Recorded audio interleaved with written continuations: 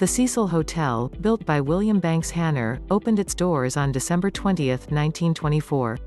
It cost, what is equal today, almost $14 million, and it truly was a grand building in its heyday.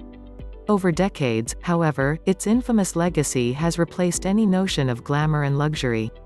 Instead, the horrendous acts of violence and brutality that happened within its walls will forever haunt those who hear its stories.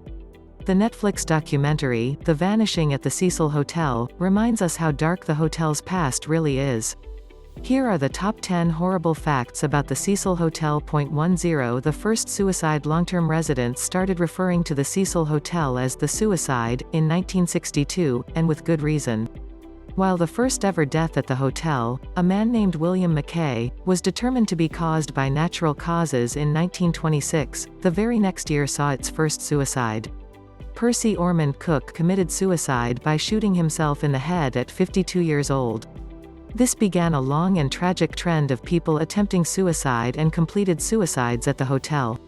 People have taken their lives at the hotel by overdosing, slitting their throat, ingesting poison, jumping from the roof or windows, or by gunshot. Some incidents have left people questioning if it really was a suicide, like Grace Magro. She fell or jumped from a 9-story window. Her boyfriend claimed to be asleep at the time.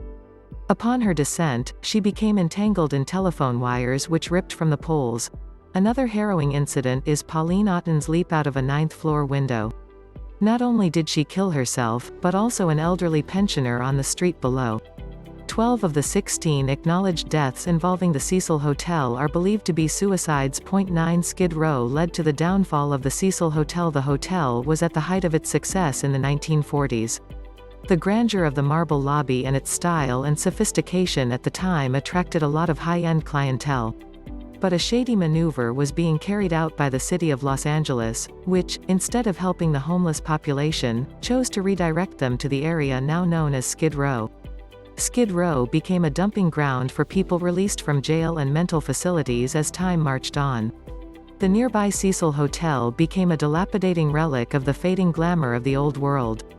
The hotel became an extension of the surrounding area in that it was part of a program to provide long-term housing to people in Skid Row. These rooms rented out for weeks, months, or years were significantly cheaper than the rates of hotel rooms. In addition, the new crowd it was attracting, that of addicts, prostitutes, and the homeless, changed the appeal and safety of the hotel. The cost to renovate the entire building was too high and ultimately not worth the upgrade, at least to those with a stake in the building. And so, in 2011, they renovated and rebranded part of the hotel under the name, Stay on Main. 8 There was a ghost sighting at the hotel. With all the horrors and deaths surrounding the hotel, many believe that there's sinister energy within the Cecil. But in 2014, less than a year after Lisa Lam's death, an 11-year-old boy believed he captured a ghost sighting on camera. The image looks like a person hanging outside the window on the 4th floor. It's been said that the hotel is haunted, but could this supernatural sighting be a testament that actual spirits haunt the building? A 2-hour special streamed in January 2021, Ghost Adventure, Cecil Hotel, is the first ever paranormal investigation to take place in the hotel. Zach Baggins leads the investigation along with his team and 2 psychic mediums.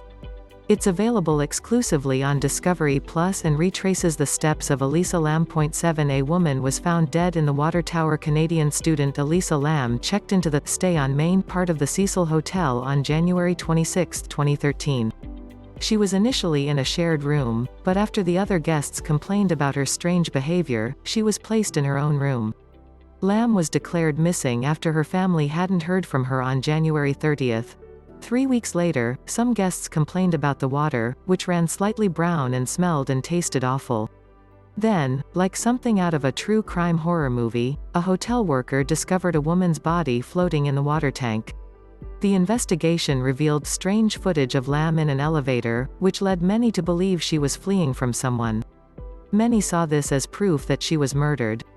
Her death was ultimately ruled an accident. The Vanishing at the Cecil Hotel covers this story extensively, including other aspects that possibly led to her death. 6 The hotel-inspired American Horror Story season. American Horror Story's 5th season, Hotel, owes its inspiration to the Cecil's grim past. The series centers around a dark and mysterious LA hotel named Hotel Cortez. So it's not surprising that the show revolves around the hotel's disturbing deaths and paranormal events. The series even includes the serial killer Richard Ramirez, a known Cecil resident, in the episode Devil's Night. The show's creator, Ryan Murphy, talked about the real Cecil Hotel's impact on the series. He stated in 2015 that he was obsessed with the hotel and the surrounding mystery involving Elisa Lam. The notorious video footage of a panicked Lam in an elevator is haunting, especially when the CCTV footage shows no other person. It could lead one to believe that the hotel is genuinely haunted. 5. The Black Dahlia may have stayed there in 1947. When the hotel was at its peak, it was rumored that Elizabeth Short, posthumously known as the Black Dahlia, had been drinking at the Cecil bar. Short, a young aspiring actress, was found murdered in the Leimert Park neighborhood, which is not far from the Cecil. The murder case became highly publicized due to the grisly nature of the crime. The murderer mutilated and bisected her corpse at the waist. However, officials made no arrests, and the case remained unsolved. This fact is still unverified, but her connection to the hotel remains a point of curiosity. The Black Dahlia's life and death became the basis for many books and films. It is still regarded as one of the most interesting unsolved murders in American history. 4. The hotel will not be reopening. A seedy hotel with a dark past is enough to scare off any potential guests, especially when it's one that's received so many bad reviews. However, true crime tourism is a real phenomenon.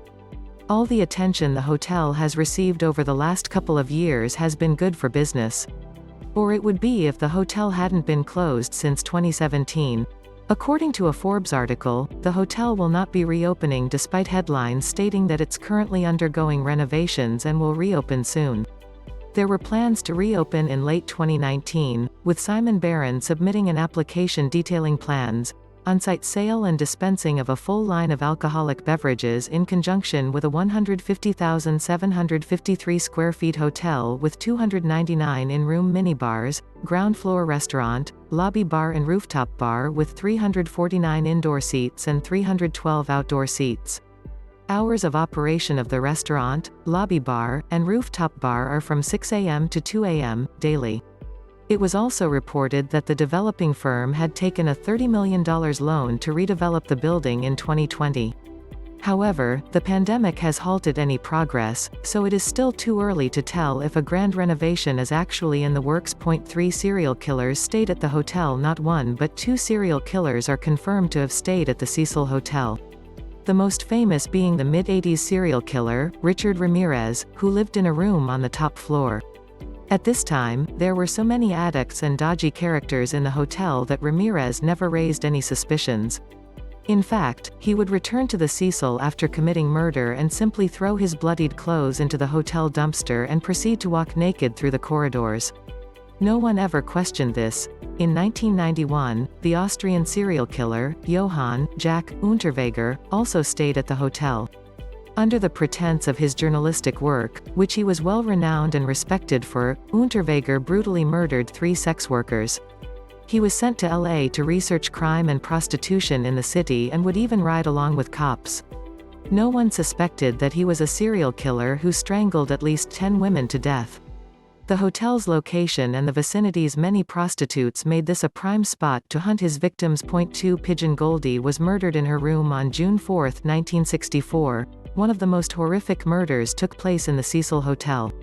A 65-year-old woman named Goldie Osgood, a telephone operator for the hotel, was found dead in her room. A hotel worker found Osgood's body in the ransacked room, and it was revealed that Goldie had been raped, stabbed, and beaten. Osgood was well known in the community and had earned the nickname Pigeon Goldie by feeding the birds in the nearby Pershing Square. Her LA Dodgers cap, which she always wore, was still full of birdseed and found next to her body. Newspapers at the time reported that her friends claimed to have seen her just minutes before her body was discovered. Jacques B. Ellinger was arrested after he was seen walking through Pershing Square in blood-stained clothing. He was never charged with Osgood's murder, and her case remains unsolved. One down will come, baby. In 1944, 19-year-old Dorothy Jean Purcell, who was staying at the hotel with her boyfriend, woke up to stomach cramps. Not knowing she was pregnant, Purcell ended up giving birth on the bathroom floor. She gave birth to what she believed to be a stillborn baby. She didn't want to wake up her 38-year-old boyfriend or tell him about the baby, so instead, she threw the newborn out of the window. Police found the lifeless infant's body on a roof adjacent to the building. Even more disturbing is that an autopsy of the baby boy revealed he had air in his lungs at the time of death. Therefore, he was not dead when she threw him out the window. Purcell was charged with murder but was not found guilty by reason of insanity. 3 independent criminal psychiatrists testified that she was mentally confused. Purcell never gave any other reason as to why she had done what she'd done, except stating that she thought the baby was stillborn.